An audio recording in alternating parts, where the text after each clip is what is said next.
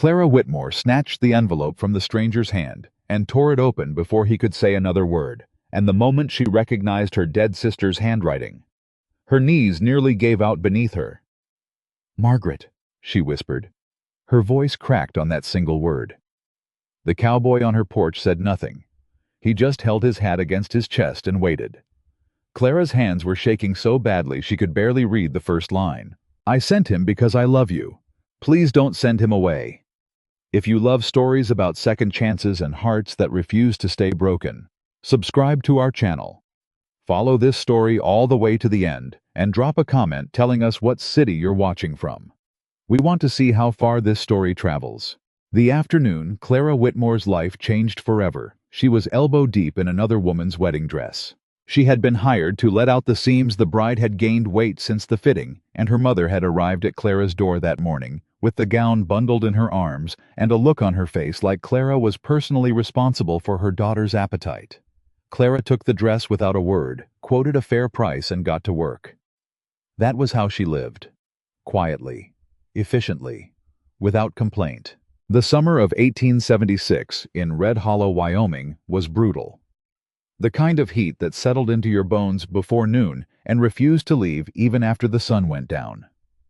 Clara had propped open her front window to coax a breeze through the house, but the air outside was as still as the inside of a church on a Monday morning. Sweat gathered at the back of her neck. She kept working. She did not allow herself idle time. Idle time meant thinking. Thinking meant remembering. And remembering meant opening a door inside herself that she had worked very hard to nail shut. 3 months earlier, her sister Margaret had died. Clara had received the letter on a Tuesday. She had read it standing at her kitchen table, still wearing her work apron, flour on her hands from the bread she had been making. She read it twice. Then she folded it carefully, placed it in the drawer beside the stove, finished her bread, ate her supper, and went to bed. She had not cried. She told herself she was being strong. She told herself Margaret would have wanted it that way. She told herself a great many things over the following weeks, and not one of them was entirely true. The truth was simpler and harder than any of the lies she told herself. The truth was that Margaret had been the only person left in this world who loved Clara without conditions. Their parents were gone. Her father first, then her mother 2 winters later. Her fiancé Thomas had walked away 6 years ago, walked away from their engagement, from the life they had planned from her, and she had spent every year since then rebuilding herself into a woman who did not need anyone to stay. She had done it too. She had built something real. A small piece of land, a decent trade, a reputation in Red Hollow for being reliable and fair and producing the finest mending work in the county. She was respected. She was self-sufficient. She was by every practical measure fine. She was the loneliest person she had ever known. But she did not say that out loud. She barely let herself think it. And then the knock came. She almost didn't answer it. She was in the middle of a particularly delicate seam, and whoever was at her door had not announced themselves the way neighbors usually did, calling out her name, giving her warning. This was just a knock, plain and direct, the kind of knock that wanted something. Clara set down the wedding dress, wiped her hands on her apron, and crossed the room. She opened the door, expecting a new customer. Maybe one of the alderman women who were always needing something hemmed before some gathering or another. Maybe the postman with a package that didn't fit in her box. What she found instead was a man she had never seen before in her life. How was tall. That was the first thing she noticed. Broad through the shoulders in the way that came from real work, not performance. He wore a brown jacket that had seen better years. Trail dust still settling in its creases, and boots that had carried him a long distance over difficult ground. His face was weathered in the way that 40 Wyoming winters would have produced, but she put him closer to mid-30s. The lines around his eyes were from sun and wind, not age. He held his hat in both hands, turning it slowly by the brim, and that detail was what made her pause. Men who wanted something from Clara did not usually arrive holding their hats like a question. "Clara Whitmore," he said. "Who's asking?" "My name is Nathan Cole." He met her eyes without flinching. "I came from Montana." Clara studied him. She had a practiced eye for people, Years of taking in customers had taught her to read a person quickly. This man was not drunk. He was not nervous exactly, but he was careful. There was a difference. Nervous men talked too fast and smiled too much. This man was choosing every word like he understood the weight of it. "I don't know anyone in Montana," she said. "You know Margaret Whitmore," Nathan said. "Or you did." The words landed like a stone dropped into still water. Clara's hand tightened on the doorframe. Her voice when it came out was quieter than she intended. "My sister's been gone 3 months." "I know." Nathan's jaw tightened for just a moment. "I was sorry to hear it. She was a fine woman." "How did you know her?" "That's what I came to explain." He reached slowly into his jacket, slow enough that it couldn't be read as threatening, deliberate enough that she understood he was being careful with her, and produced a small envelope. "She asked me to bring you this. Said I was to put it directly in your hands." Clara did not move. She stared at the envelope. It was sealed with plain wax. No mark. But the handwriting on the front, her name written in that familiar slant that leaned slightly to the right, the way Margaret had written since they were children, turned her chest to glass. She took it. Her hands were steadier than she expected them to be.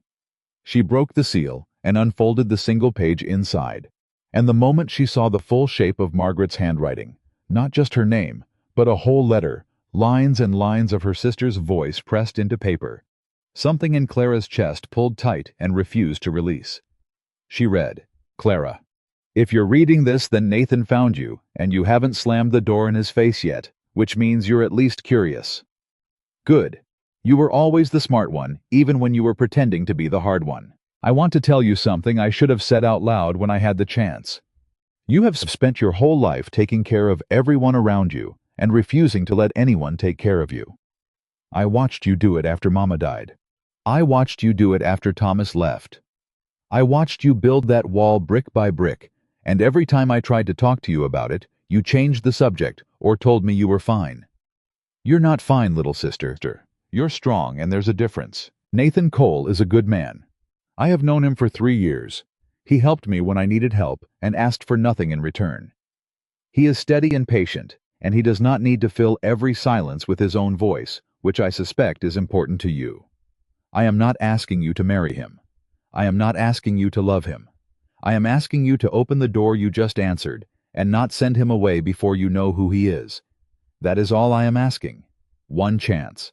For me, if not for yourself. Your sister always." Margaret Clara read the letter twice. Then she folded it precisely along its original creases and looked up at Nathan Cole, who was still standing on her porch, still holding his hat, still waiting without any visible impatience. "She didn't tell me she was going to do this," Clara said. "She didn't tell me much about it either," Nathan said. "Not until the end." "You traveled from Montana." "Yes." "That's over 300 miles. Closer to 350 the way I came." Clara looked at him for a long moment. She was trying to find the angle, the thing he wanted. Every person who had ever shown up at her door had wanted something: her labor, her time, her compliance. This man had ridden 350 miles on the word of a dying woman, and he was standing on her porch holding his hat like it might be the only thing keeping him grounded. "What exactly did she ask you to do?" Clara said. Nathan thought about it before he answered. That alone set him apart from most men she'd spoken to. "She asked me to find you," he said. "She asked me to give you the letter, and she said that after that whatever you decided was your decision. That's all. That's all." Clara looked past him at the road. The afternoon light was long and golden, the kind that made everything look more significant than it was. A hawk circled somewhere high above the ridge. The town of Red Hollow sat quiet in the distance. She stepped back from the door. "You better come in," she said. "I'll put coffee on." It was not a warm invitation. It was not a cold one either. It was the kind of invitation Clara gave to customers. She wasn't sure about practical non-committal, a door held open without any promise of what was behind it.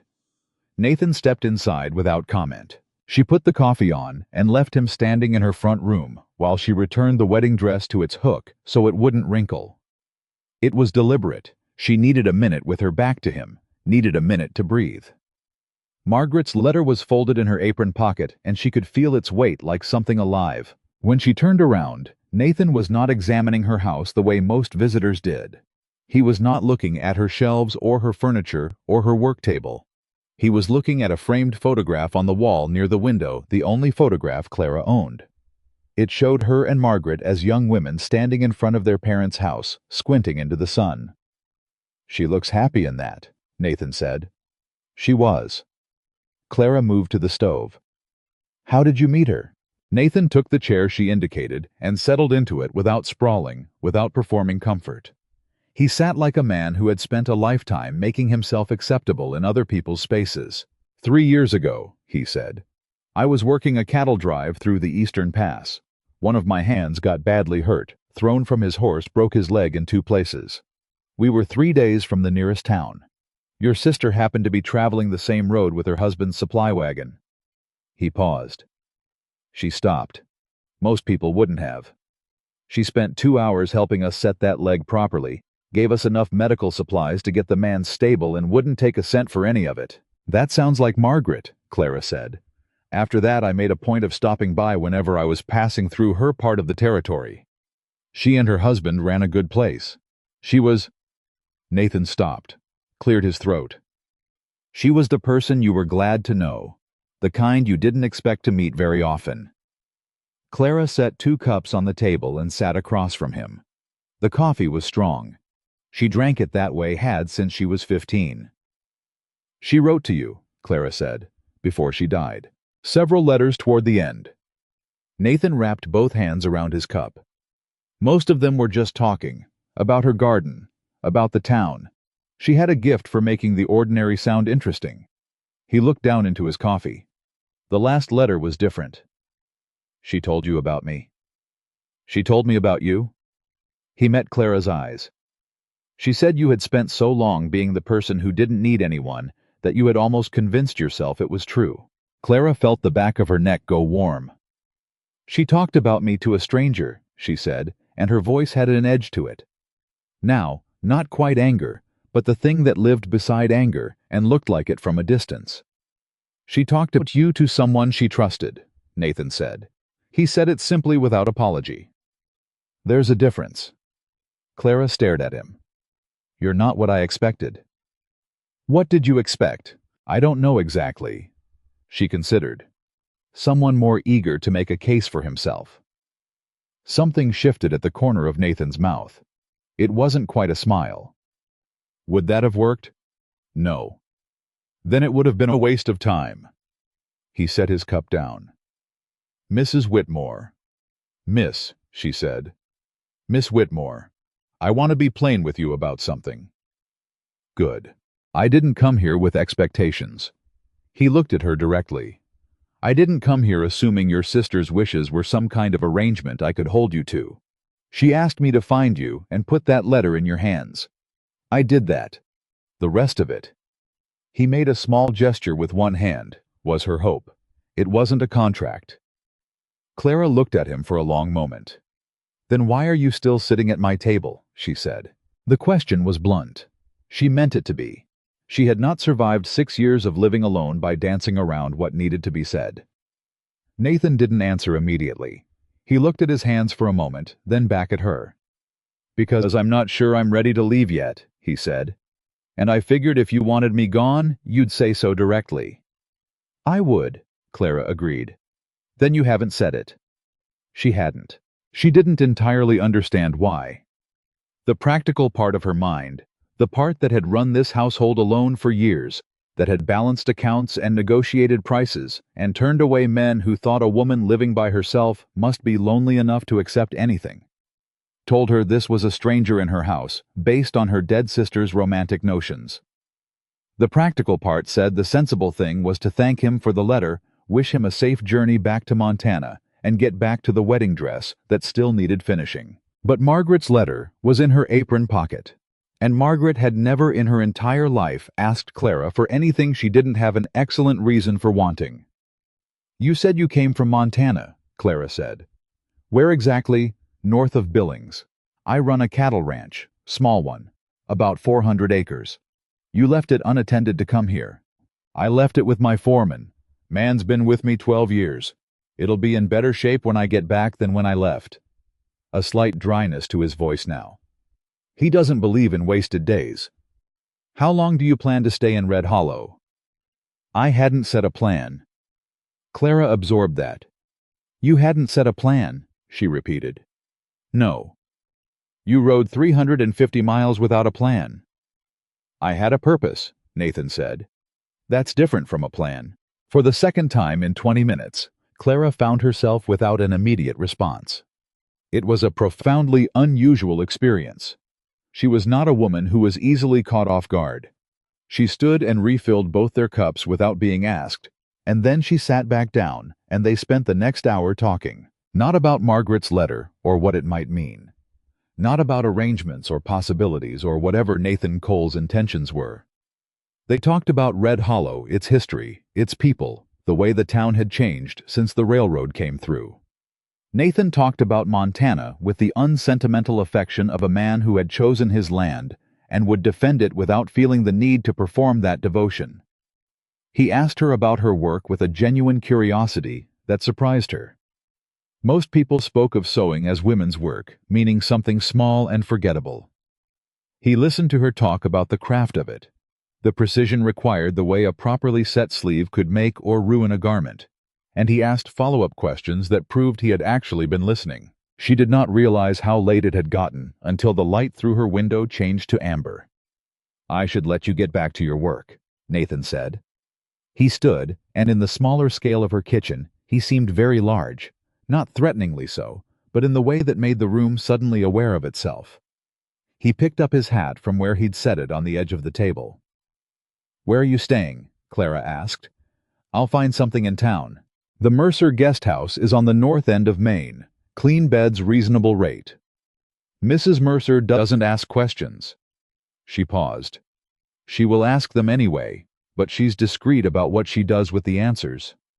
Nathan nodded. I appreciated that. He was almost to the door when Clara said without entirely planning to Nathan.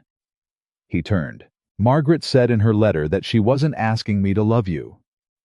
Clara held the letter through the fabric of her apron, just the outline of it under her hand. She said she just wanted me to know who you were. That's what she told me too. I'd like to know, Clara said. Who you are. I'm not agreeing to anything beyond that. Something in Nathan's expression changed, not dramatically, not in a way that would have been visible from more than a few feet away. But something settled in him. Something that had been held careful and contained quietly released. That's more than I came expecting, he said. I'll take it. After he left, Clara stood in her kitchen for a long time. The wedding dress hung on its hook. The supper she hadn't made waited to be started. Outside Red Hollow was settling into its evening sounds, horses' voices carrying from the direction of the saloon, the rhythm of an ordinary night.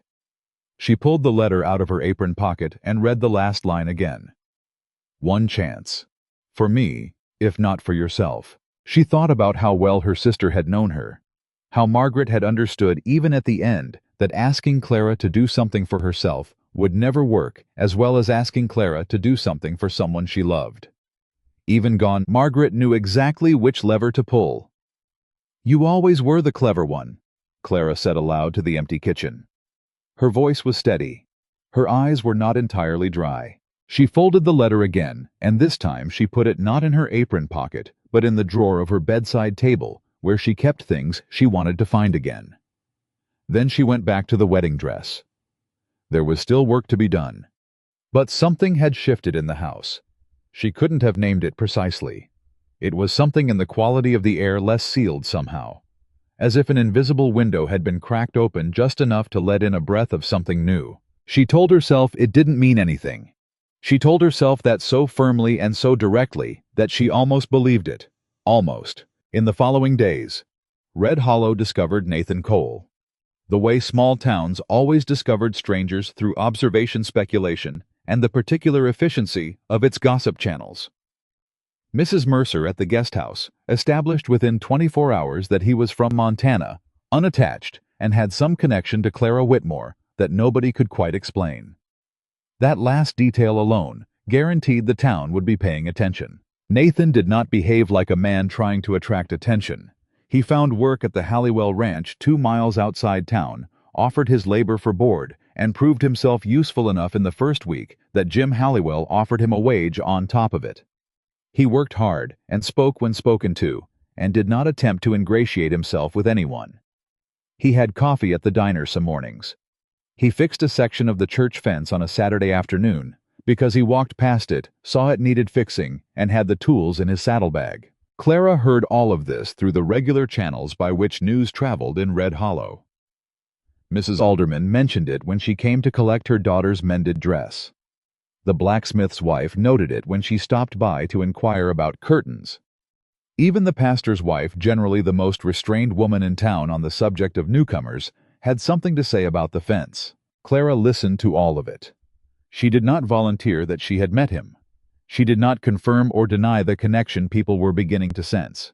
She simply took in the information the way she took in everything quietly and without letting anyone see what she did with it. She saw Nathan again on the 5th day.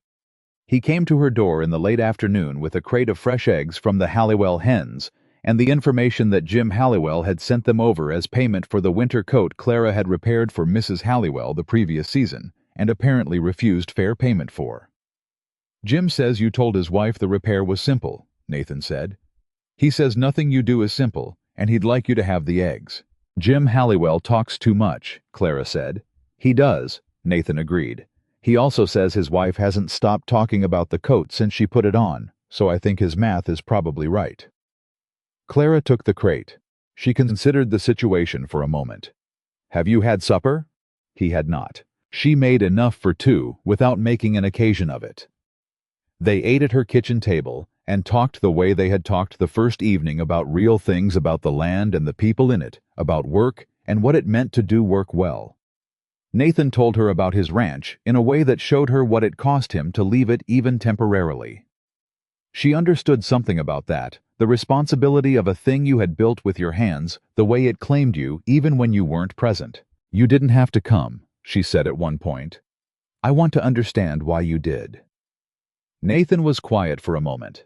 He had a way of treating questions with the seriousness they deserved instead of answering immediately, and Clara found she respected it. "Because I promised," he said, "and I don't make promises I don't intend to keep. You could have written a letter. Your sister asked me to put the letter in your hands, not to mail it. She also asked you to give me a chance," Clara said. "That's more than delivering a piece of paper." "Yes." Nathan met her eyes across the table. "It is." "So you came because of the promise," Clara said, "or because of her?" "Both," he said. "And because—" He stopped. He looked at the table for a moment, then back at her. "She described you very accurately. I was curious." "What did she say?" "She said you were the most competent person she had ever known, and the most afraid." He said it without softness and without cruelty, the way you'd say a true thing. "She said you had convinced yourself that needing anything was the same as failing." Clara felt the word afraid land in the space between her ribs. She had been called many things in her life: capable, stubborn, independent. She had never been called afraid by someone outside her own private moments. "Margaret had opinions," Clara said finally. "She did." The corner of his mouth moved. "She had opinions about me too." "What kind?" "She said I had been so long taking care of a piece of land that I had forgotten how to be a neighbor." He turned his coffee cup in his hands. "She said I needed reminding that a man can build something alone, but that doesn't mean building alone is the best way to build." Clara looked at him. "She said that to you. She had a gift for saying things you couldn't argue with because they were too accurate to dismiss." "Yes," Clara said quietly. "She did." They sat with that for a moment, the shared knowledge of a woman they had both loved, taken from both of them too soon, still managing from the far side of her death to arrange the world a little more to her satisfaction. Clara was the one who spoke next. "You should know something," she said.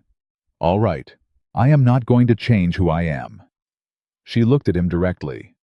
"Not for anyone. Not for a promise, not for a letter, not out of sentiment. I built this life by myself, and I intend to keep living it by myself unless I decide otherwise. And if I decide otherwise, it will be because I choose it, not because someone arranged it." Nathan looked at her for a moment. Then he nodded. "Good," he said. The word caught her off guard. She had been braced for argument. "Good," she said. "I've got no interest in a woman who'd change herself to suit me." He said it matter-of-factly, without the performance of a compliment. "If your sister thought we might suit each other, she must have thought so knowing who you actually are. So yes, good." Clara stared at him. And then very slowly, something that had been tight in her chest for 3 months, for 6 years, if she was honest, shifted by a fraction of an inch. Not opened, not broken down, just shifted. "All right then," she said. She stood and began clearing the supper things. "Same time next week, you're welcome to come again, if you're still in Red Hollow." "I'll be in Red Hollow," Nathan said. He took his hat and left.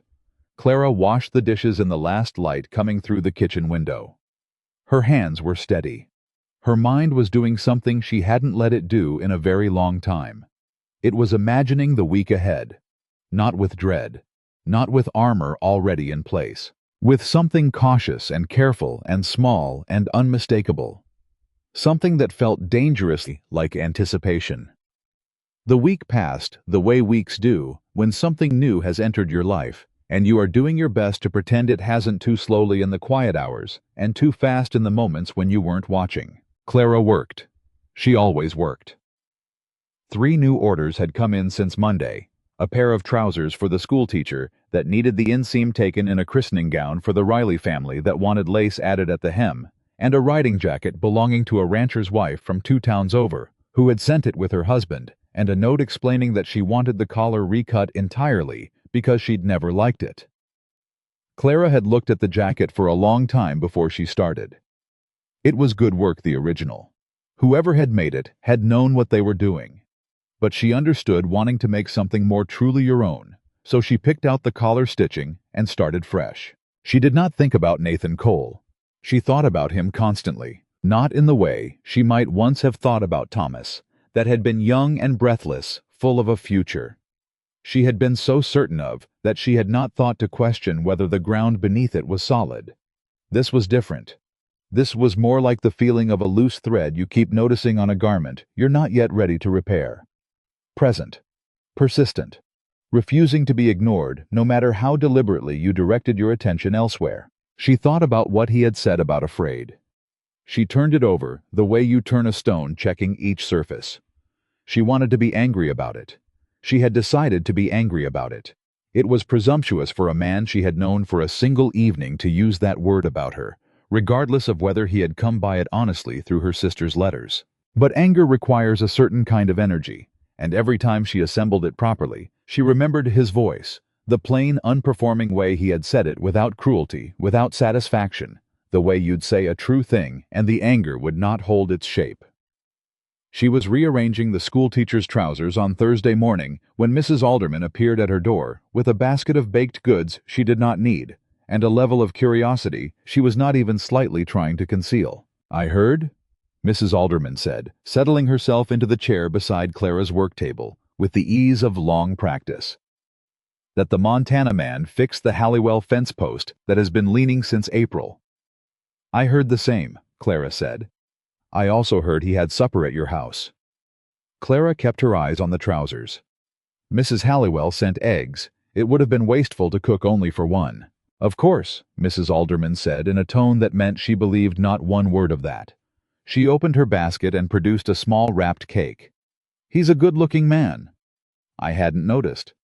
"Clara Ann Whitmore, you were born with 2 working eyes, and you have used them every day of your life. You noticed." Clara put down the trousers and looked at the older woman. Ida Alderman had been her mother's closest friend and had been inserting herself into Clara's business with affectionate persistence since Clara was 12 years old. There was no malice in it. There was also no stopping it. "He seems decent," Clara said. "That's all I know." "Who sent him?" Clara hesitated for just a fraction of a second. "Margaret." The room went very still. Mrs. Alderman set down her cake. Her voice, when it came, had all its usual brightness stripped away. Margaret sent him to you. Before she died, he had a letter. Oh, honey. The older woman's expression did something complicated. That sounds exactly like something Margaret would do. Yes, Clara said. It does. Mrs. Alderman was quiet for a moment, which was unusual enough that Clara looked up again. The older woman was looking at her hands in her lap, and her expression had the particular gentleness of someone who has something to say and is deciding whether this is the moment. She worried about you, Mrs. Alderman said finally. Your sister. She wrote to me once, maybe 6 months before she got sick. Asked me to keep an eye on you. Said you were the best person she knew and the most determined to make sure nobody knew you needed anything. Clara's chest tightened. She never told me she wrote to you. She knew you'd tell her to stop fussing. Mrs. Alderman picked up the cake and set it on the edge of the work table. I just want you to know that whatever this is, this man, this letter, whatever Margaret arranged, she arranged it because she loved you, not because she thought you couldn't manage. I know, Clara said. Do you? The older woman stood. Because there's a difference between knowing something in your head and letting it actually reach you. She left not long after, and Clara sat alone with the trousers in her lap and that sentence sitting in the middle of the room, like something that refused to be put away. Nathan came that evening. Not at supper time earlier while the afternoon still had light in it. He appeared at her door with his hat in his hands and a look on his face that said he had something on his mind that he had been working up to. I want to ask you something, he said. Clara stepped back. Come in. He sat. She sat across from him.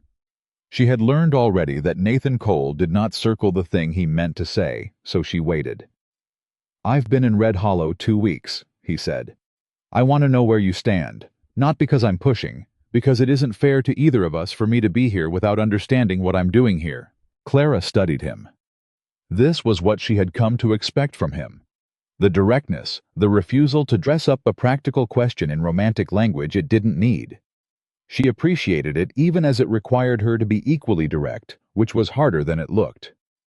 I don't know yet, she said. That's honest. It is, he agreed. I know that I don't dislike having you here, she said carefully. I know that I've thought about what you said more than I wanted to. I know that my sister's judgment was very rarely wrong about people. But, Nathan said because he could hear the shape of it. But I have been wrong before, Clara said. I was wrong about Thomas. I believed I understood who he was, and I was entirely mistaken, and I paid for that for a long time. She looked at him steadily. I am not interested in paying for a mistake like that again. Nathan was quiet for a moment. Then he said, What would help you trust me? She blinked. She had not expected that question. Most men confronted with a woman's list of doubts responded with arguments for why the doubts were unfounded.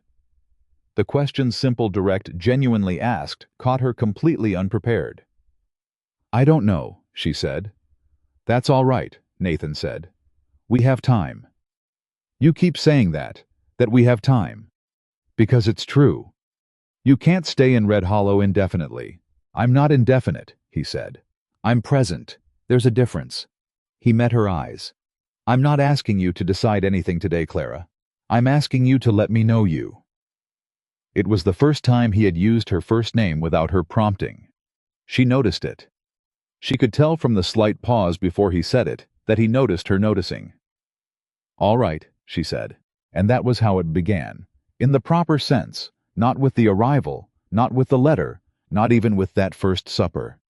It began with that agreement, small and careful and real, between two people who were both old enough to know that the beginning of trust is simply deciding not to leave the room. Over the following week, they fell into something that Clara could only call a pattern, though she was cautious about what she let herself call it even inside her own mind. Nathan came by in the evenings when his work at the ranch was done. Sometimes they ate. Sometimes they only had coffee. They talked about everything and nothing. His cattle operation, her clients, the politics of a small town, the way the summer was turning toward fall with a gradual cooling. You had to be paying attention to catch. He did not try to impress her. He did not bring gifts. He did not position himself as someone she should be grateful to have in her house. He just came and listened and talked like a person talking to another person. It was, she realized one evening watching him cup his coffee and disagree with something she had said about the new town council openly, without softening it the way you disagree with someone whose intelligence you respect, the closest thing to friendship she had allowed herself in years. The thought frightened her a little. She let it. What she did not expect was Mrs. Garfield. Vera Garfield had lived in Red Hollow for 40 years and considered herself its unofficial arbiter of appropriate behavior, particularly where women were concerned. She was not a cruel woman. She was a certain kind of woman, the kind who believed that propriety protected people, especially women, from consequences they could not foresee, and that this belief entitled her to involve herself in other people's choices when those choices struck her as insufficiently considered. She came to Clara's house on a Tuesday morning with her daughter-in-law in tow, a young woman named Beth, who had the look of someone who had tried unsuccessfully to suggest that this visit might not be necessary. "I'll come directly to it," Mrs. Garfield said, which was something people said when they intended to do the opposite. "Please," Clara said. "There is talk." Mrs. Garfield settled herself in the chair with the deliberate weight of official pronouncement. "About you and the man from Montana. People are saying he comes here regularly, that you eat together, that he has been seen at your door at evening hours." "He has been here in the evenings," Clara said. "We have supper, we talk.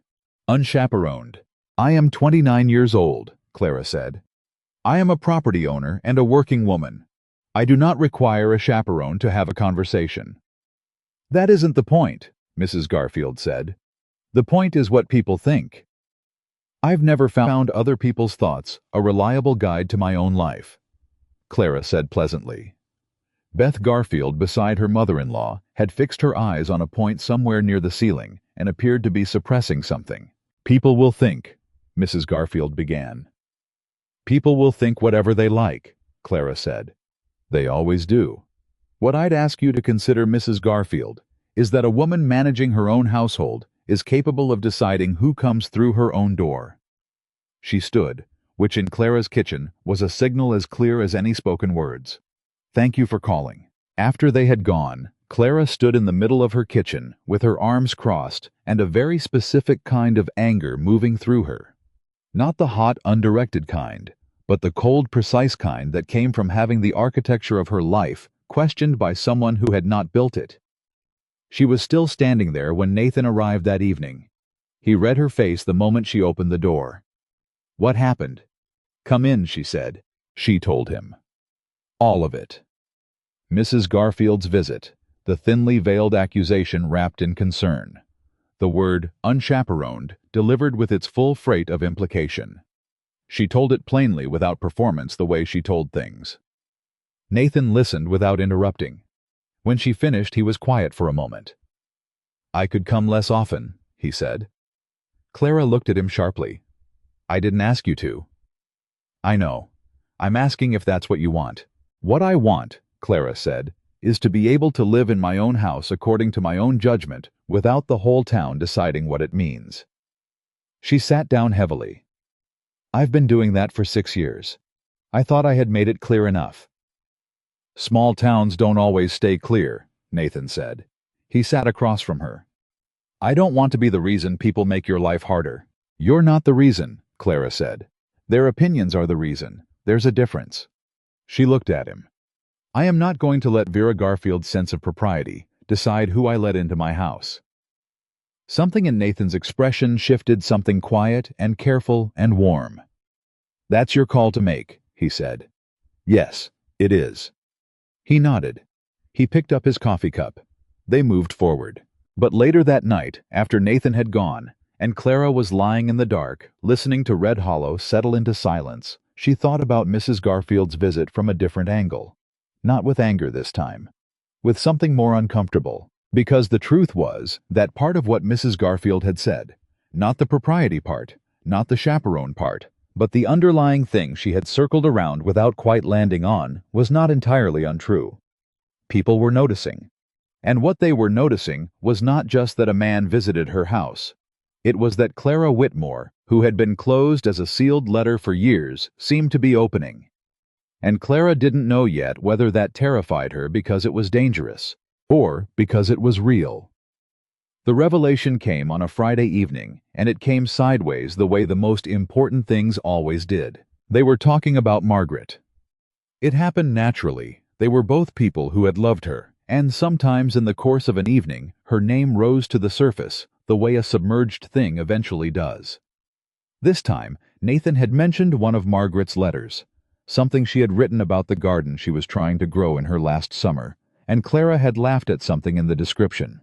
Margaret's absolute refusal to admit defeat, even when every planted thing was failing, and the laugh had turned into something else before she could stop it. She put her hand over her mouth. She was not crying exactly, but something was pressing behind her eyes that she had been keeping pressed back for 3 months. Nathan did not reach across the table. He did not offer platitudes. He did not say he understood, which would have been the most useless thing he could have offered. He said, "You haven't had anyone to miss her with." Clara lowered her hand. She looked at him. "No," she said. "You've been doing it alone. I do most things alone. I know." He said it without judgment and without pity, which was the only way she could have received it. "She was my friend for 3 years. I miss her too." He looked at his coffee. "I don't think I've said that out loud to anyone either." They sat in the space that opened up between them, not uncomfortable, not romantic, simply present. The shared weight of a loss belonging to both of them set down briefly in the same room. It was the first time Clara had cried about Margaret. Not dramatically, just the quiet kind, the kind that comes when you finally let yourself feel the exact shape of what is gone. She did not apologize for it, and Nathan did not tell her not to. He sat across from her and let her have it, which was exactly the right thing. After a while, she wiped her eyes with the back of her hand and said, "She wrote to Mrs. Alderman, asking her to look after me." "That sounds like her." "She wrote to you. She sent you here." Clara shook her head slowly. "She was dying, and she was still taking care of people," Nathan said. "Yes." He was quiet a moment. Then, "She told me something else, in that last letter, something I haven't told you yet." Clara looked at him. "She said—" Nathan stopped. He set down his cup. He had the manner of a man choosing words with great precision, because he understood they were about to matter. "She said that you had convinced yourself you were meant to be alone, that you had built that story so carefully over so many years that you couldn't see it was a story anymore, that you'd mistaken the wall for the house." Clara went very still. "She said that—" Her voice was quiet. "Yes." "What else?" Nathan met her eyes. "She said the man who got through to you would have to be patient enough to wait for you to choose him, that any man who pushed would lose you." He paused. "She said you were worth the wait." Clara looked at the table. She could feel her heart working harder than usual, not with fear exactly. With something adjacent to fear that had a different quality to it, something that wanted to be allowed. "Nathan," she said. "Yes." "I need you to know something." "All right." She looked up. "I am beginning to trust you. That is not a small thing for me. It may look small from the outside, but it isn't." Nathan held her gaze. "I know it isn't." "I'm not promising anything beyond this," she said. "But I'm not sending you away either." "That's enough," he said. And he meant it. She could tell he meant it in a way that was not performance or patience on display. He meant it the way a man means something true. She refilled their coffee. Outside Red Hollow had gone quiet. The summer was genuinely ending. Now she could feel it in the air that came under the door, the slight edge to it, the first suggestion of the turning that was coming. Clara sat across from Nathan Cole at her kitchen table, and for the first time in a very long time, the quiet of the house did not feel like a reminder of everything that was absent. It felt in some tentative and fragile and stubbornly persistent way like something being built. The thing about trust is that it doesn't announce itself. It doesn't arrive with a declaration or a moment you can point to later and say, "There, that was when it happened." It seeps in the way warmth seeps into cold ground slowly, and from every direction at once. until one morning you press your hand to the earth and realize it has changed without your permission. Clara realized she trusted Nathan Cole on a Wednesday morning when she didn't think about whether to tell him something. She just told him. She had been working since before dawn on a commission that had gone wrong. A wedding dress different from the first one. This belonging to a girl named Annie Pruitt, whose mother had insisted on a particular kind of silk that was wrong for the pattern and wrong for Annie's frame, and that Clara had said so at the fitting only to be overruled by the mother who was paying. Clara had done her best with it.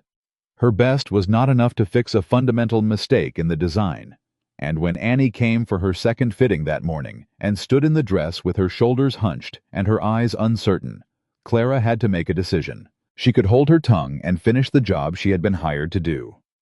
Or she could tell the truth. She told the truth. Gently, clearly, with a recommendation for how to fix it that would require more work and more fabric and a difficult conversation with Annie's mother. Annie had looked at her with the enormous relief of someone who has been told that the thing she privately knew was wrong was in fact wrong, and had gone home to have the conversation. Clara was still thinking about it when Nathan came that evening, and she told him the whole thing without preamble, the dress, the mother, the fitting, the choice. She was 3 sentences in before she registered that she had not considered whether to tell him. She had simply begun. He listened the way he always listened, which was completely. Was the mother angry? He asked. She will be, Clara said. She'll come around. She wants her daughter happy at the altar more than she wants to be right about the silk. How do you know? Because she's been in 3 times fussing over every detail. That's not a woman who doesn't care. That's a woman who cares so much she made a mistake. Clara paused. I understand that. Nathan looked at her steadily. The caring so much you make a mistake part. Don't read too much into it. I never read more than what's there, he said, which was entirely true and slightly maddening. That was the texture of it. Now that easy particular friction of 2 people who knew each other well enough to push back, who had established without ceremony the right to be honest. Red Hollow had noticed the shift, of course. Small towns always did. The whispers had evolved from speculation about who Nathan Cole was to something more interested in what was developing between him and Clara Whitmore, and while Clara could not control the whispers, she had stopped bracing against them. She had lived here long enough that most people's opinions about her life were familiar, and she had learned to carry them the way you carry weather, acknowledging it without letting it decide where you went. What she had not anticipated was Thomas Hale. She had not seen or heard from Thomas in 6 years. He had left Red Hollow entirely after their engagement ended, gone east. She had been told eventually to Kansas City. She had spent the first year after expecting to think about him constantly, and then being surprised by how infrequently she did. He had been replaced not by another person, but by work and independence, and the gradual satisfaction of a life built according to her own specifications. She had not forgiven him exactly, but she had stopped being angry, which was a different thing, and in some ways more complete. She was not prepared for him to walk into the mercantile while she was there on a Thursday afternoon picking up thread. He was older. That was the first thing she registered, not dramatically, but in the particular way men aged when they had been working hard and not sleeping enough. He looked like a version of the person she had known, refined by time, into someone she might have passed on a street in another town without being certain. He saw her at the same moment she saw him, and something crossed his face that she couldn't immediately name. Clara, he said. Thomas. Her voice came out level. She was faintly surprised by this. He crossed the store in a few steps. He stopped at a respectful distance, which she noted. I heard you were still here, he said. I'm back for my aunt's property. She passed in the spring. I'm sorry to hear it, Clara said. She was. Mrs. Hale had been a decent woman. Thomas looked at her, the way people look at things they have thought about for a long time and are surprised to find unchanged. You look well, he said. I am well. He stopped. He looked at the counter, then back at her. I've thought about what I said. When I left, I've thought about it a great deal. Clara waited. She had learned patience. I shouldn't have left the way I did, he said. I told myself things that weren't true. I told myself you didn't need me, That you'd be better without me in the way." He shook his head. "I was a coward. I want you to know I understand that now." Clara looked at him for a moment. She thought about what Nathan had told her, what Margaret had told Nathan about why Thomas had left, that he had convinced himself her independence meant she didn't need him, that he had been wrong, that the damage had been done anyway. "You were young," she said finally. "So was I. That's more grace than I deserve." "Probably," she agreed. "But I've had 6 years to decide not to carry it. That's for me, not for you." She picked up her thread from the counter. "I hope your aunt's estate settles easily." She left without looking back. Her hands, she noticed when she reached the street, were perfectly steady. That was new. 6 months ago, a year ago, running into Thomas Hale unexpectedly would have knocked something loose in her, some carefully assembled part of the story she told herself about being fine. Now she walked to her house and put the thread in her sewing basket and thought about what she was making for supper, and the encounter settled into her day without leaving a mark. She told Nathan about it that evening. He listened without interruption. When she finished, he said, "How are you?" "I'm all right," Clara said. "Better than I expected to be." Did he want something? Only to apologize, I think. He seemed genuine about it. Nathan turned his coffee cup in his hands. Did it change anything? Seeing him. Clara thought about it honestly.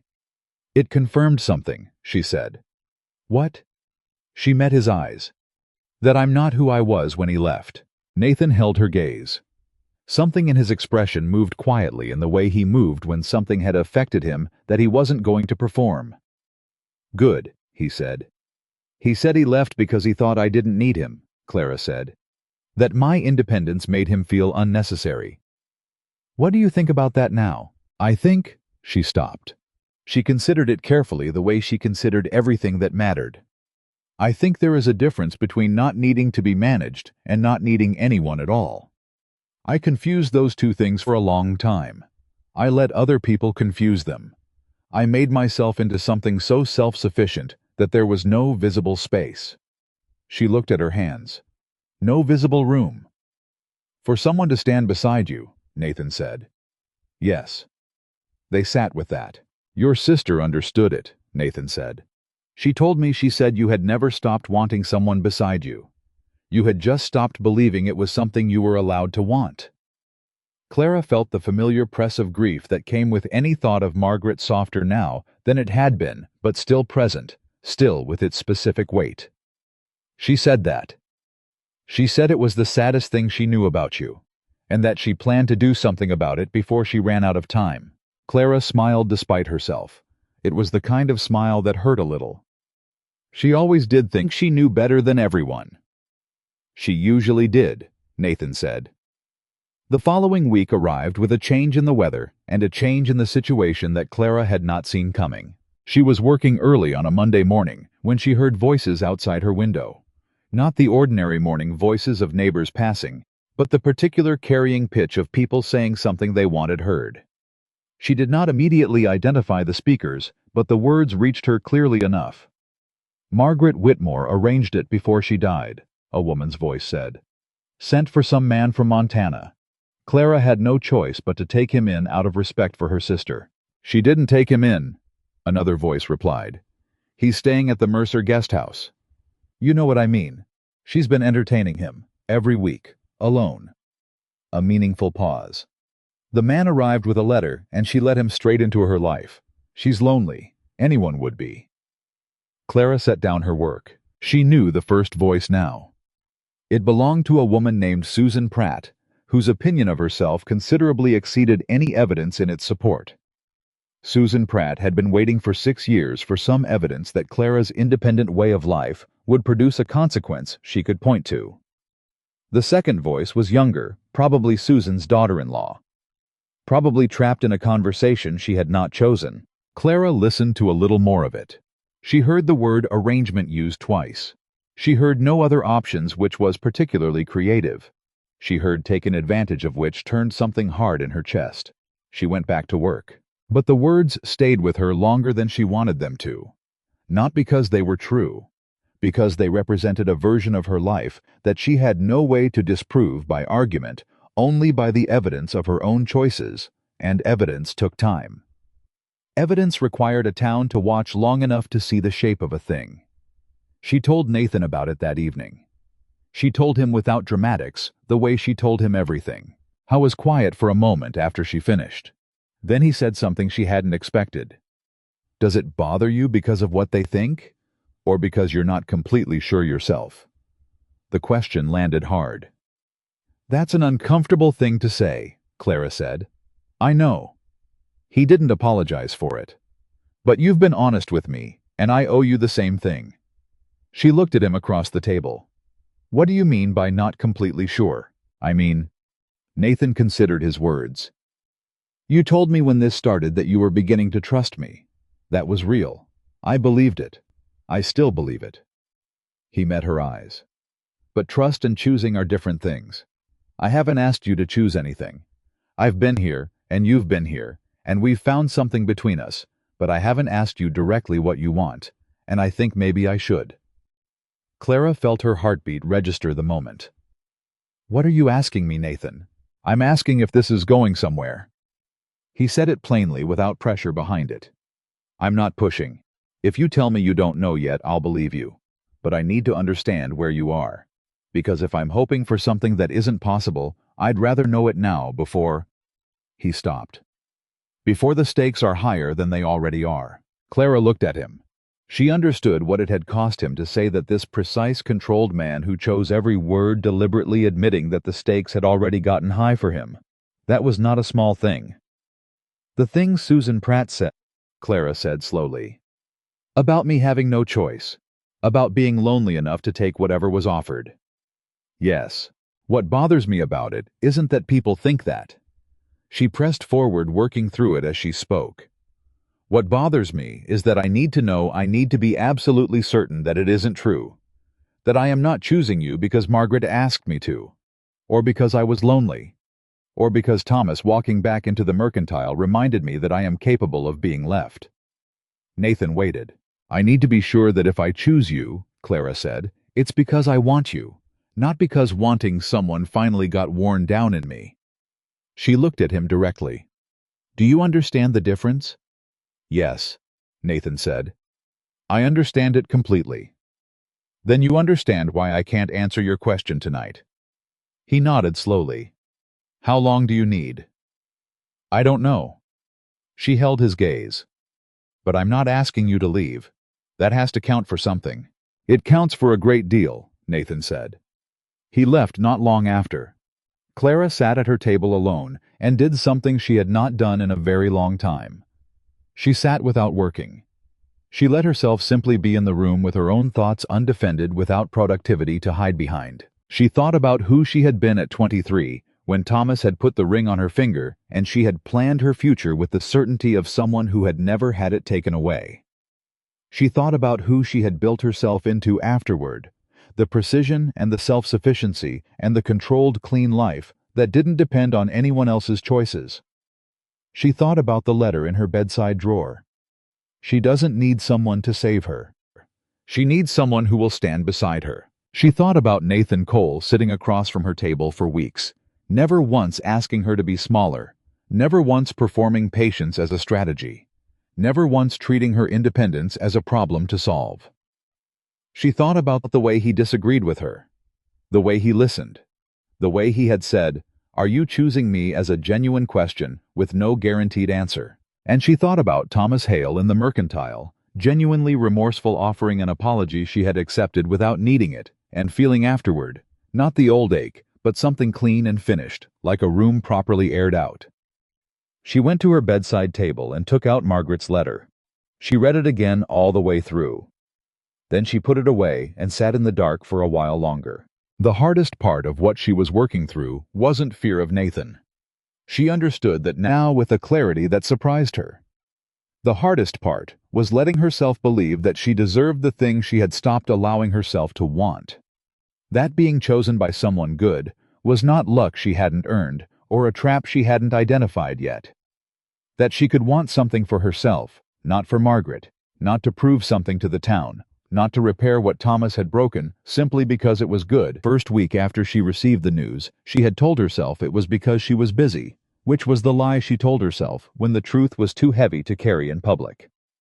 She went now in the early morning when the town was not yet moving, and she stood at the stone with her hands folded and talked the way she had never talked enough when Margaret was alive. She talked about Nathan.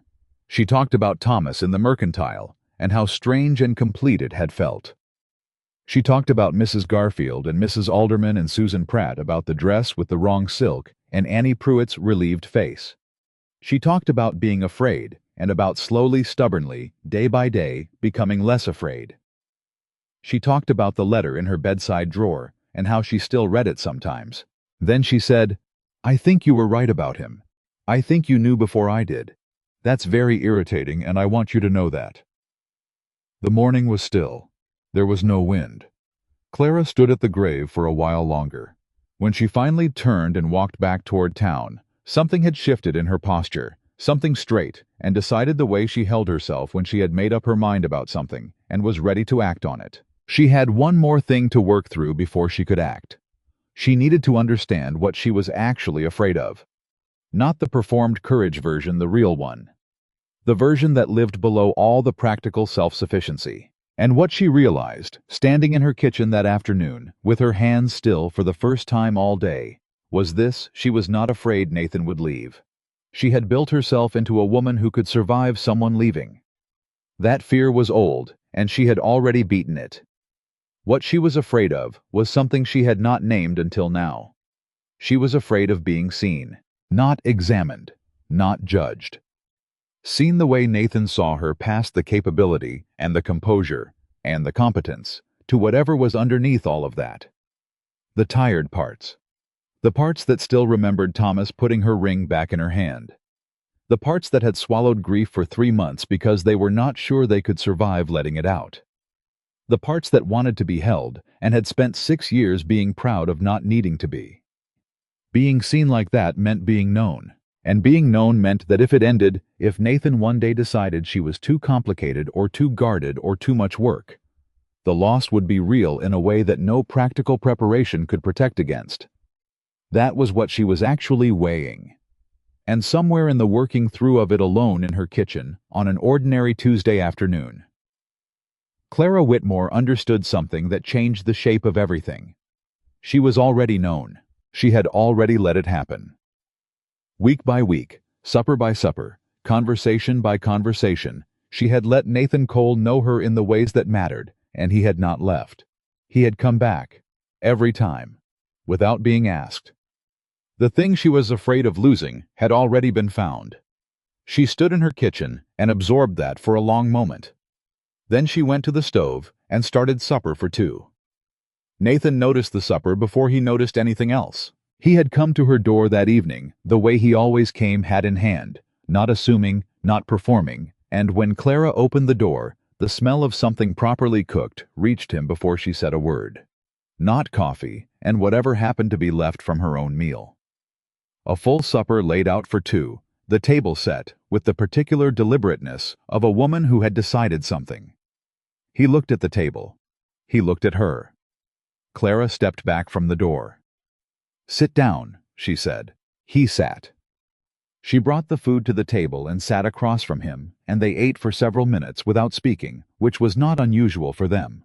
They had long since stopped filling silence with noise. But this silence had a different quality to it, charged like the air before a storm, carrying something that had not yet been said.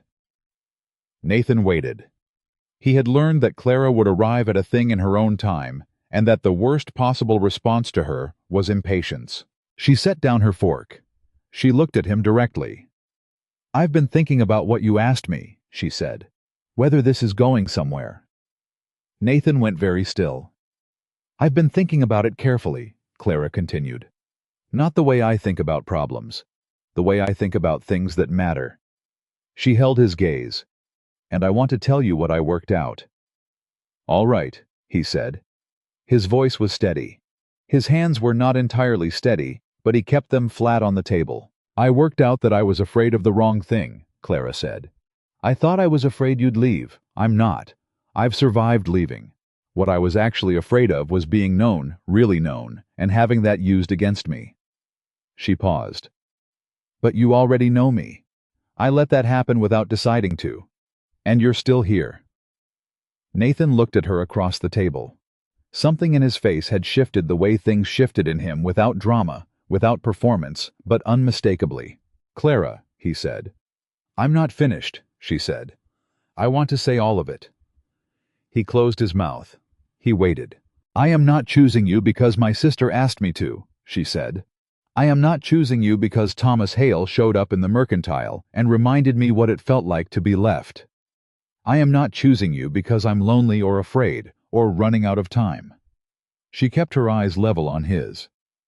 I'm choosing you because over the past weeks you have been the most honest person in my life, and because you have never once tried to make me smaller, and because when I am with you, I feel not rescued, not managed, present.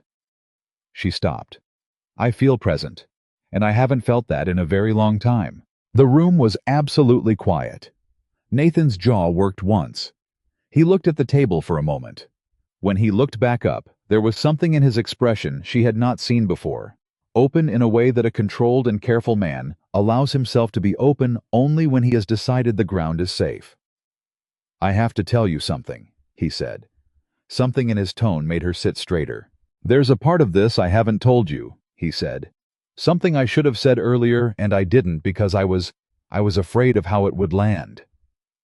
Clara felt the first edge of something cold. Tell me. Nathan folded his hands on the table. When Margaret wrote to me that last time, she told me about you. She told me everything she told you. I know the independence, the wall. Thomas, all of it. He paused. But she told me something else. Something I have not repeated. What? Clara's voice was quiet. She told me that Thomas didn't leave just because he felt unnecessary. Nathan met her eyes. She told me that his mother pushed him out. That his mother had decided you were too headstrong, too independent, too much of a woman who would never make her son feel like the head of anything.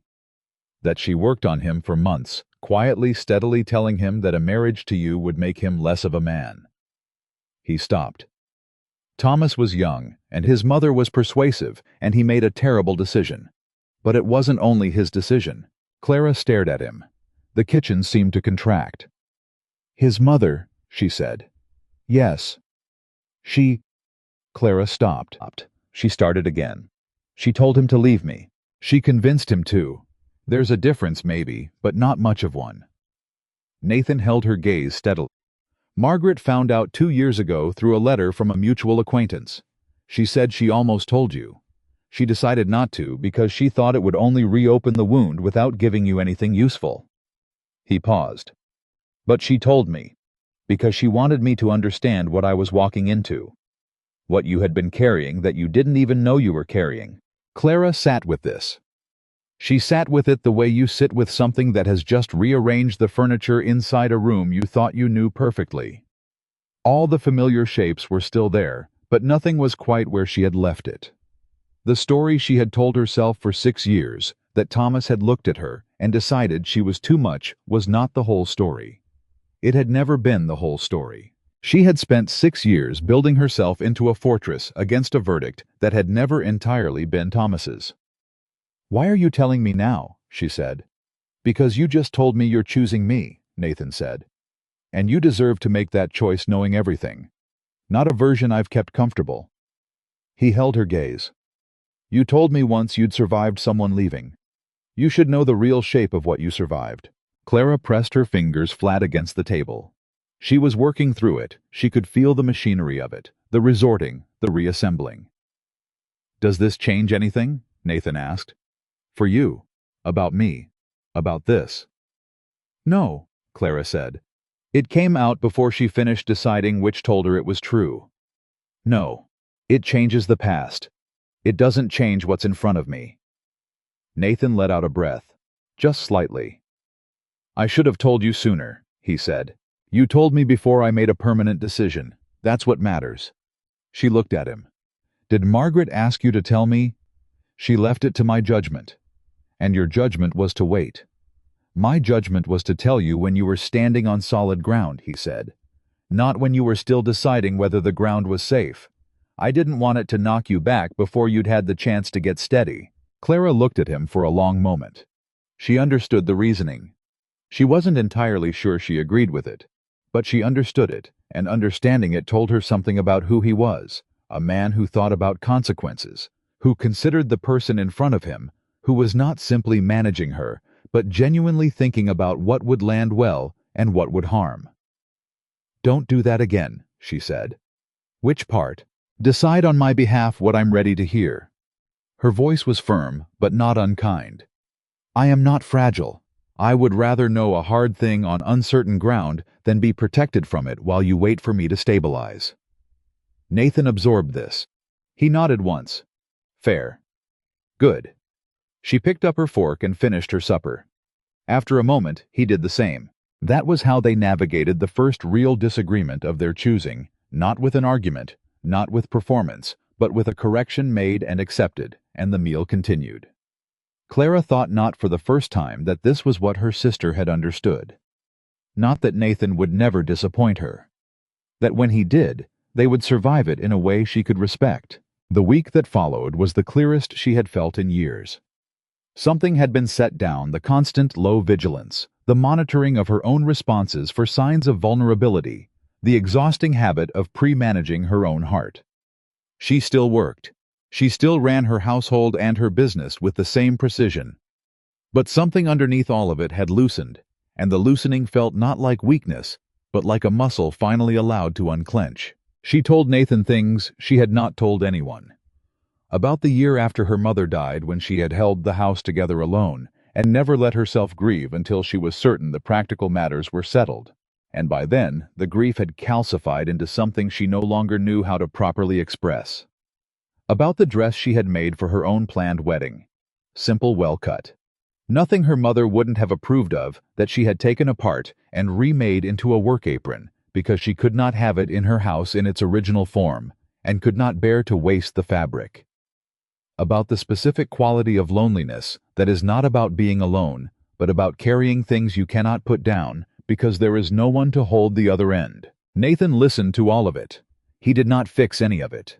He did not offer the consoling noises that made you feel processed rather than heard. He said, "Sometimes I understand that, or that must have been hard to carry, and meant it in the way you could feel." And sometimes he said nothing at all, because the right response was presence, and he knew it. He told her things too. About his father, who had been a hard man, not cruel, but without warmth, the kind of person who expressed love through high standards, and never through tenderness, which left you fed, but somehow still hungry, your whole life. About the ranch which he had built himself from a piece of land he had purchased with 12 years of saved wages, and how the first winter he almost lost it to a drought that killed half his herd, and how he had sat in his house alone for 3 days, deciding whether to stay or sell, and how the deciding to stay had felt like the most important thing he had ever done. About the particular silence of his house in Montana that he had told himself was peace, and had slowly begun to understand was something else. "What made you understand it?" Clara asked. "Margaret," he said simply. Talking to her, seeing what she and her husband had, they argued all the time, her and Daniel, about everything. The garden, the accounts, the way he left his boots. But they argued the way people argue when they're on the same side. I'd never seen that before. He paused. "I went home after one of those visits, and the quiet in my house was so loud I couldn't sleep." Clara understood that. She understood it in the precise bodily way of someone who had lived it. "You could have found someone in Montana," she said. "I could have." He held her gaze. "But Margaret sent me here. You didn't have to come." "No," he said. "I didn't." His voice was quiet and steady and entirely certain. "I wanted to." The crisis, when it came, did not come from inside their story. It came from the outside, the way most crises do, dressed as ordinary trouble, until it wasn't. Thomas Hale had been in Red Hollow for 2 weeks, settling his aunt's estate. Clara had not seen him again after the mercantile, which she took to mean they had both said what needed saying and arrived at the same unspoken agreement to leave it there.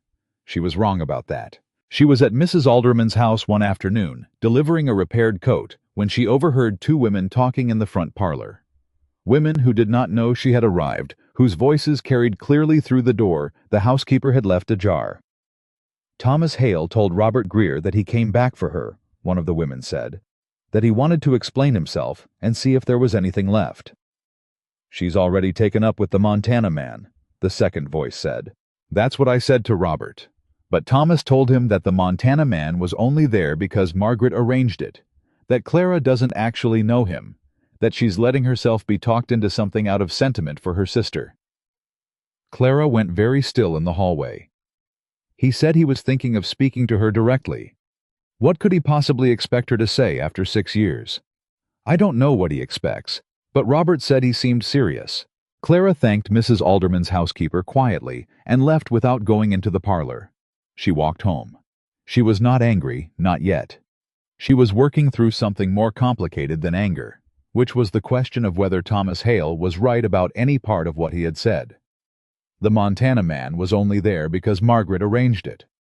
Clara doesn't actually know him. She thought about it without flinching the way she thought about difficult things. She had known Nathan for 2 months. She had known Thomas for 3 years before he put the ring on her finger. Duration was not the same as depth, and she understood that now in a way she had not understood it at 23.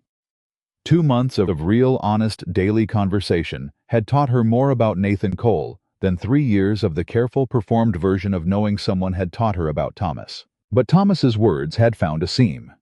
Not in her certainty about Nathan that held. The seam they found was smaller and more personal. Was she choosing Nathan partly because of what Margaret had done? Not instead of choosing freely, but alongside it. The way a door held open by someone you love makes you more likely to walk through it, even if what's on the other side is genuinely good. She did not have an answer by the time she reached home. Nathan arrived that evening, and she told him immediately. She had stopped having any instinct to soften things for him. He listened.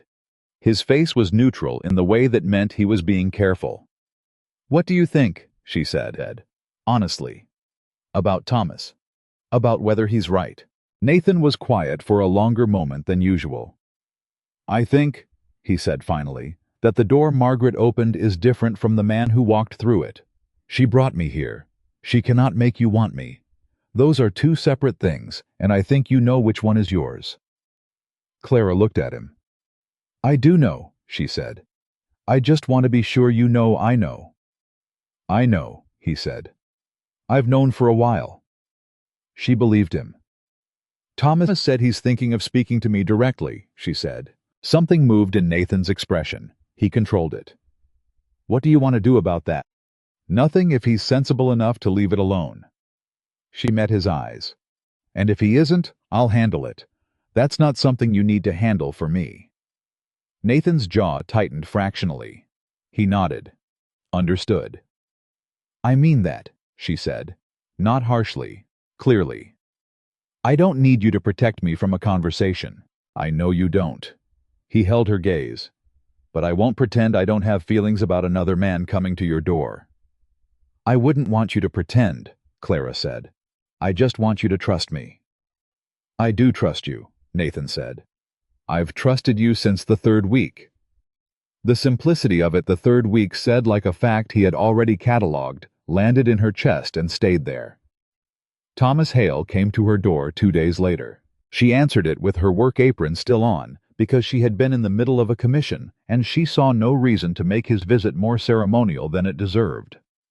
He looked at her with the particular expression of a man who has rehearsed something and is already uncertain of it. "I wanted to talk to you," he said. "I heard you might," she said. "Come in." She did not offer coffee. She sat across from him at the kitchen table with her hands folded, and she waited. "I said things," Thomas began. "About your situation, to people. I shouldn't have." "No," Clara agreed. "You shouldn't have." He had the grace to look ashamed. "I didn't mean I wasn't trying to undermine you. I was trying to make sense of something that's hard for me to see." "What's hard for you to see?" "You," he said, and the honesty of it was genuine enough that she let it land. "You've built something here. You're good, Clara. You always were. I came back thinking maybe there was—" He stopped. He looked at his hands. "It doesn't matter what I came back thinking. I can see it doesn't apply." No, she said. It doesn't. The Montana man, Thomas said. He's good to you. That's not a question I'm going to answer for you, Clara said. Not unkindly, firmly. Thomas nodded. He was quiet for a moment.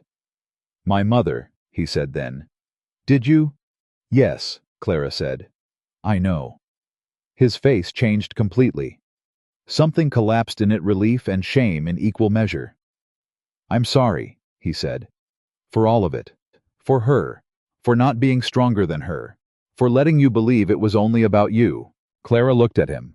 She had spent 6 years inside a story that had not been entirely true. She could be angry about that. She could let herself be bitter about what it had cost her. She chose differently. You were young, she said. And I already told you what I've forgiven. I've forgiven for my sake. Not yours. The accounting between us is closed. She stood. I hope you get what you're looking for, Thomas. I genuinely mean that. He left. She closed the door behind him, pressed her back against it for a moment, and let herself feel the completeness of it. The old chapter finished, the ledger closed, the story corrected. Then she went back to her commission because the work was still there, and it needed doing. That evening, she told Nathan all of it. He listened with his hands around his coffee cup and his eyes on her face. He apologized about his mother, Nathan asked. Yes. How did that feel? Like a window finally opening in a room that had been shut too long, Clara said. Like something that should have happened years ago and is still worth something even late. Nathan nodded slowly. And now, Clara said, it's done. She looked at him across the table. All of it. The old story is done. Nathan set down his cup. Clara, he said, I want to ask you something, and I want you to hear it as exactly what it is. She heard the tone in his voice, the particular stillness of a man about to say the most important thing. All right, she said. He looked at her. He did not dress it up, or circle it, or approach it from the side. He was Nathan Cole, and Nathan Cole said the thing directly. I want to marry you, he said. Not because Margaret hoped for it. Not because it makes sense practically. Not because we have established something real here, though we have. I want to marry you because you are the most remarkable person I have met in 40 years of living, and because when I think about going back to Montana without you, the thought of that house and that quiet is something I cannot accept anymore. He held her gaze. I am asking you, not arranging, not assuming, asking. Clara looked at Nathan Cole across her kitchen table. She thought about the woman who had opened her door 2 months ago to a stranger with a worn brown jacket and her dead sister's last letter. She thought about what that woman had believed, that she was fine, that she was complete, that the wall was the house. She thought about what she believed now. Yes, she said. The word came out clear and unqualified, and completely her own. Nathan reached across the table and covered her hand with his. His hand was warm and calloused and steady, and she turned her palm up and held it. They sat like that for a moment, not speaking, not needing to. Two people who had taken the long way to a table and arrived at it anyway. Outside, Red Hollow was going about its ordinary evening. Inside Clara Whitmore's kitchen, something that had been broken for a very long time quietly finished the work of becoming whole. They did not announce it immediately. That was Clara's instinct, and Nathan honored it without question. She was not ashamed of the decision. She was the opposite of ashamed. She was surer of it than she had been of anything in years, but she wanted to sit inside it for a few days before Red Hollow began doing what Red Hollow did with information. She wanted the thing to belong entirely to them for just a little while before it became a subject. Nathan understood. He had the rare quality of understanding without needing it explained. He came to supper the following 2 evenings, and they talked about practical things, his ranch in Montana, the question of what a combined life would actually look like, the real considerations that romantic stories tended to skip over because they were less poetic than the proposal, but considerably more important. Clara asked direct questions, and Nathan answered them with the same directness. She asked about his debts. He had none, and showed her the ledger without being asked. She asked about his foreman, about the land, about water rights and herd size, and winter feed costs. She asked about what he expected from a wife, and he looked at her across the table when she asked that last one, with an expression that was almost amused. "The same thing I expect from any person I respect," he said. "Honesty and the occasional willingness to be wrong." "I'm not wrong very often," Clara said. "I know," he said. "I'm not either. We'll have interesting disagreements." She asked about Montana, about what her life would look like there, whether she could build a trade, whether there was enough settlement nearby, whether 400 acres had room for a woman who needed her own work, the way other people needed air. Nathan answered each question carefully and completely, and did not once suggest that the questions were excessive, or that she should simply trust that it would work out. She asked him finally what he had told his foreman about where he was and why he had been gone so long. "I told him I was following up on a promise," Nathan said. "That's all.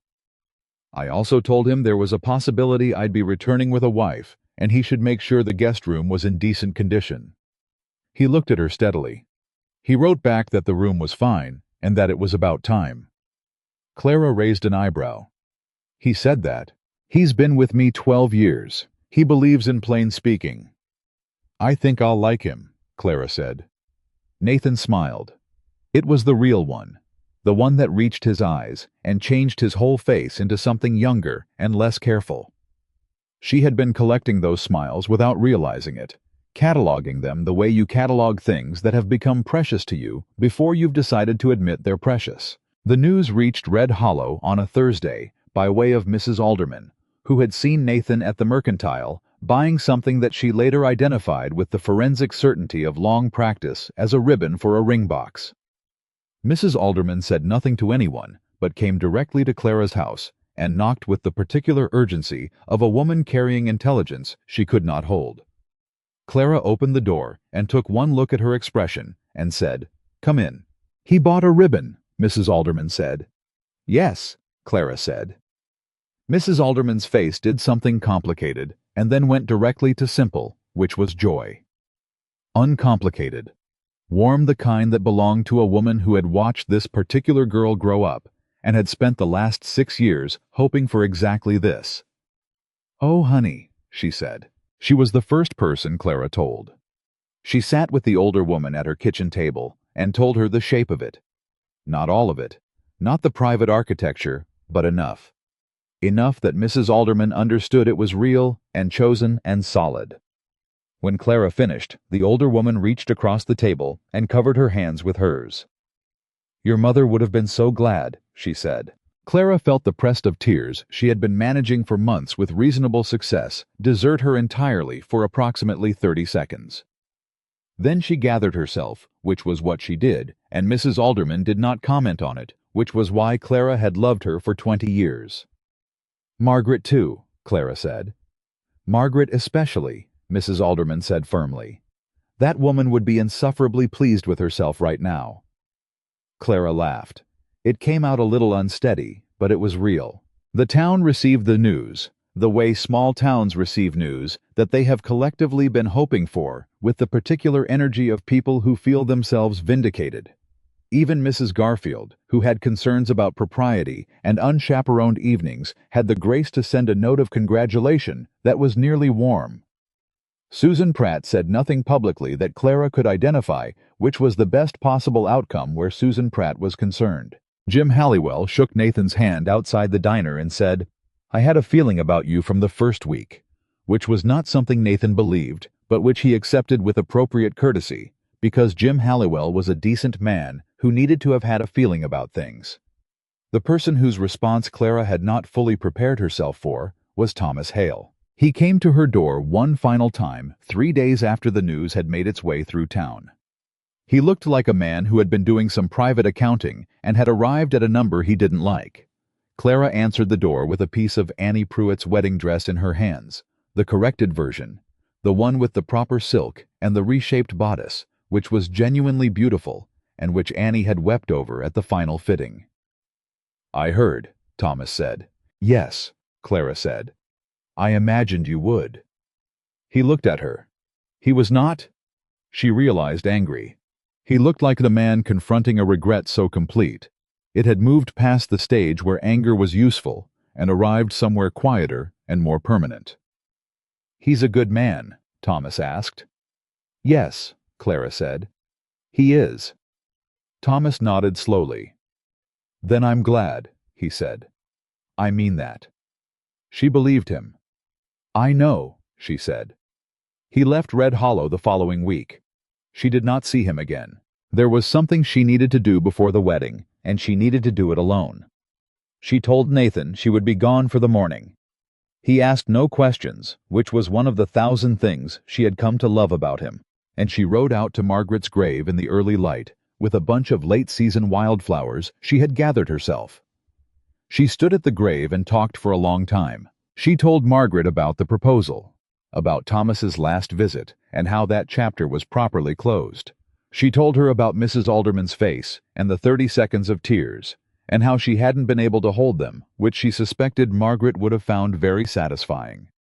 She talked about Nathan, about his steadiness and his honesty, and the way he disagreed with her, like a person who respected her intelligence, which she had decided was one of the highest forms of regard she could imagine. She told Margaret about the 3rd week, that he had said he trusted her from the 3rd week, and how that sentence had landed in her chest and stayed there.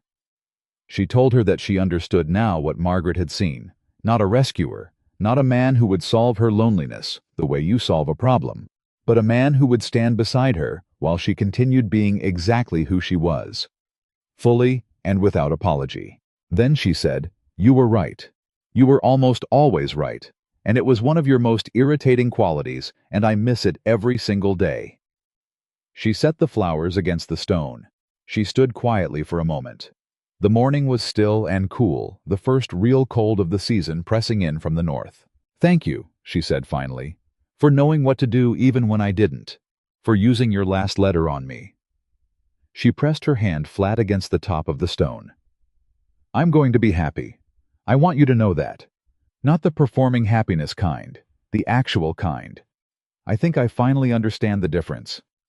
She rode home and told Nathan she was ready. They were married on the first Saturday of October in the Red Hollow Church in front of everyone in town who wanted to come, which turned out to be nearly everyone in town. Clara wore a dress she had made herself, not the one from before, not a copy of anything from before. Something new. A deep blue that suited her, cut clean and precise, and entirely like her, with none of the fussiness that other people might have wanted on her behalf.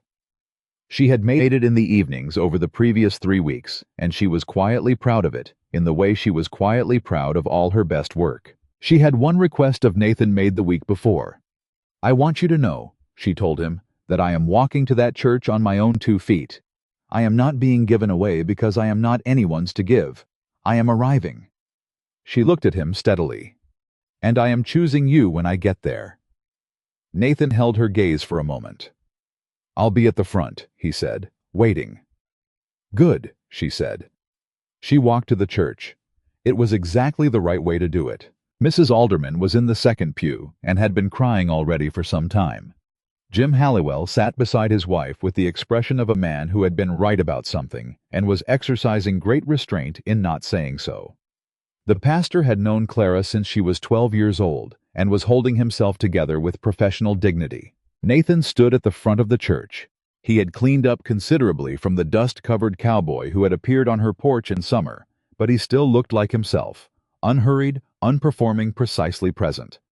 He watched her walk toward him, and his expression did the thing it always did. When something had moved him genuinely, it went very still and then very clear. And she arrived.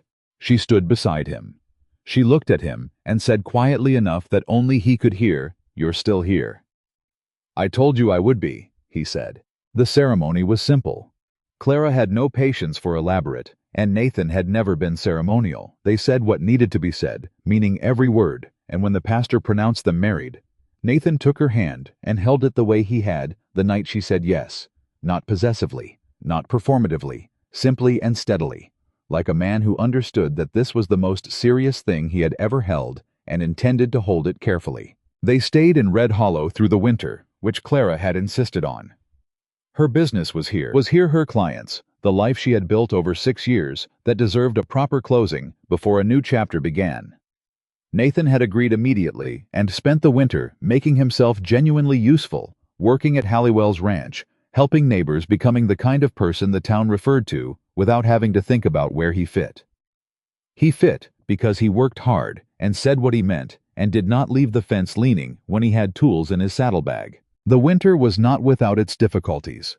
They were two people with strong opinions and established habits, and combining a life is never as clean as the deciding to do it. There were disagreements, real ones, not the small surface kind. There was the disagreement about money, which was thorough and lasted 3 days and ended with a system that was neither exactly what Clara wanted nor exactly what Nathan wanted, and was better than either. There was the disagreement about the Montana timing, which Nathan believed should happen in spring, and Clara believed should wait until she had finished 2 standing commissions and trained Mrs. Holloway's daughter in the basic mending skills that would let the town manage without her. Nathan had looked at her mid-argument and said, "You're not leaving, are you?" Even while leaving, Clara had stopped. "What do you mean?" "You're making sure they can manage," he said. "Making sure the town will be all right without you, same as you've always done." She had not known how to respond to being seen that clearly. She had been slightly irritated by it and mostly undone by it. "Spring," she said finally. "But after the Holloway girl knows a flat seam." "Spring," Nathan agreed. "After the Holloway girl." They learned how to fight and how to recover. They learned that Nathan's silences needed to be waited out and not filled, that he went quiet when he was working through something important, and talking at him only pushed it deeper. They learned that Clara's sharpness in the first hour of a disagreement was not the full truth of her position, and that waiting for the second hour got you somewhere more real. They learned each other in the daily unglamorous way that actual partnership requires, not the version that stories told, but the version that endured. And underneath all the learning, underneath the adjustments and the occasional frustrations and the 3-day money disagreement, there was something that held. Something that had been built honestly on real ground without pretense on either side. It held the way things hold when they've been constructed to last rather than to impress. Annie Pruitt got married in February in the dress with the corrected silk and wept at her own reflection in a way that made even her difficult mother admit that Clara Whitmore had known what she was doing. Clara attended the wedding as a guest for the first time, not as a seamstress, and sat beside Nathan in the church and thought about the distance between the woman who had repaired the first wedding dress alone on a hot afternoon and the woman sitting here now. The distance was not as large as she had once imagined it would need to be. She had not become someone different. She had become more entirely herself. The night before they left for Montana, Clara went back to her house, their house, for just one more night, and sat in her kitchen after Nathan had gone to bed, the way she had sat in it hundreds of times alone. She looked at the room she had kept and worked in and come home to for 6 years. She thought about everything it had held for her, the grief, the stubbornness, the careful self-sufficiency, the loneliness she had not admitted until Nathan Cole named it by walking through her door. She looked at the empty chair across the table. She thought about the first night he had sat in it. She stood up, went to her bedside table, and took out Margaret's letter. She read it one final time all the way through in the lamplight. Then she folded it along its permanent creases and held it for a moment. She did not leave it behind. She put it in the pocket of her traveling coat where she would carry it to Montana. It belonged with her. It always had. She went to bed. Nathan was already asleep. He had never had trouble sleeping, which she found both admirable and slightly enviable. She lay beside him in the dark and listened to the house around her settle into its night sounds, all its familiar rhythms, everything she had known so well alone. Then she closed her eyes, and the last thought she had before sleep was not about leaving. It was about arriving.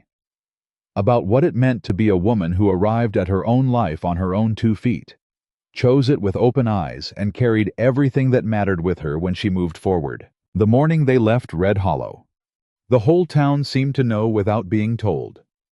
Mrs. Alderman appeared at the door at first light with a basket of food for the road and eyes that were bright with the effort of not crying again.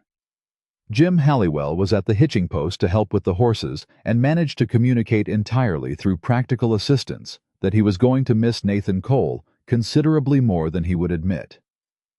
The pastor's wife brought a jar of preserves and the address of a church community in Billings, in case they wanted it. Clara stood in front of her house one last time. She had sold it to a young couple who had arrived in Red Hollow in August and needed a start. Sold it at a fair price, which was the only price she knew how to offer. She had left the kitchen shelves stocked with what she could. She had left the garden with instructions. She had left it ready for the next life it would hold. Nathan stood beside her. He did not put his arm around her, or tell her to hurry, or say anything at all. He stood beside her and let her have the moment exactly as long as she needed it. She needed exactly 30 seconds. Then she turned away from the house, put her foot in the stirrup, and mounted her horse like a woman who knew where she was going. "Ready," she said. Nathan looked at her. That clear, steady look that she had come to understand was his version of everything. He couldn't say. Respect and warmth, and the particular quality of regard that a careful man reserves for the things he has decided are worth everything. "Let's go home," he said. They rode out of Red Hollow together side by side at the same pace, neither one leading, neither one behind. And years later, the people of Red Hollow would tell the story differently, depending on who was telling it. Some would say it was a love story. Some would say it was the story of a stubborn woman who finally let someone in. Some say it was about a cowboy who kept a promise to a dying woman and found something he hadn't been looking for. All of those versions were true as far as they went. But the truest version was simpler than any of them. It was the story of a woman who had built a life alone and believed that was all she was capable of, and a man who arrived without demands or assumptions, carrying nothing but a letter and a promise, and the patience to wait for her to find her own way to him. It was the story of two people who chose each other fully, with clear eyes and honest hearts, knowing exactly what they were getting and wanting it anyway. It was the story of a door opened, and a woman who decided finally on her own terms in her own time to walk through it. And on the anniversary of Margaret's passing every year, no matter how much work there was on the ranch, no matter the season or the weather, Clara and Nathan rode out to the grave together. Clara brought wildflowers when they were in season, and something else when they weren't. She talked to her sister for a while the way she always had. Nathan stood a respectful distance away and led her the way he always did. And every year before she turned to leave, Clara placed her hand on the stone. She never said the same thing twice, but the last thing she said in the last year the story remembers was this: "You knew before I did. You always knew before I did. And I am grateful every single day that you used your last letter on me." She stood up. Nathan was waiting. She walked toward him, and he offered his hand, and she took it. Not because she needed the help, but because she wanted it, and she had finally learned that knowing the difference between those two things was not weakness. It was everything.